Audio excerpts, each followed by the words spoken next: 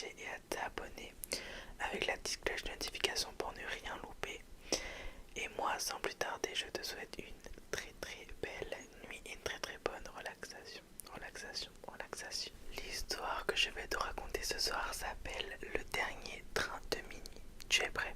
Je commence. La gare de Clerval, nichée au creux d'une vallée brumeuse, n'apparaît sur aucune carte.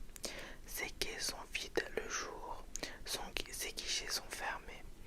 Mais chaque nuit, à minuit pile, un train s'y arrête. Un train que seuls certains peuvent voir. Personne ne sait exactement depuis quand ce train circule. Il n'émet aucun bruit mécanique. Pas de vapeur, pas de sifflement. Seulement une lumière pâle et un souffle doux, comme un rêve en mouvement. Ce soir-là, une femme d'une cinquantaine d'années, Isaline Marteno, se tenait sur le quai. Elle ne savait pas comment elle était arrivée là.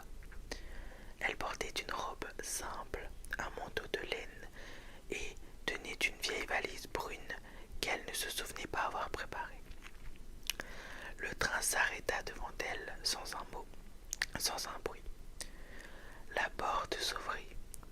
À l'intérieur, des compartiments tapissés de velours, des lanternes douces et des voyageurs silencieux, plongés dans leurs pensées. Isaline monta, sans poser de questions. Elle trouva un siège près d'une fenêtre et s'y installa. Le train repartit aussitôt, glissant sur les rails comme sur un fil d'argent. À l'extérieur, des paysages flous défilaient, des forêts sans fin, des villes endormies, des souvenirs figés dans la nuit. Chaque compartiment semblait baigner dans une atmosphère particulière. Derrière une porte entr'ouverte, un homme écrivait une lettre. Plus loin, une jeune fille chantonnait une berceuse oubliée. Tous ces passagers semblaient voyager non pas dans l'espace, mais dans le temps. Une hôtesse, vêtue d'un uniforme ancien, s'approcha d'Isaline et lui tendit un carnet relié de cuir. À l'intérieur, des pages vierges, sauf une seule, écrite à l'encre noire. Chaque voyageur du dernier train de minuit transporte une mémoire égarée. À vous de décider si elle mérite d'être retrouvée ou oubliée. Isaline sentit quelque chose bouger dans sa valise. Elle l'ouvrit doucement et trouva un objet qu'elle n'avait pas vu depuis des décennies. Un médaillon. À l'intérieur, une photo d'elle enfant, avec un homme dont le visage lui paraissait à la fois familier et lointain. Le train continuait sa course.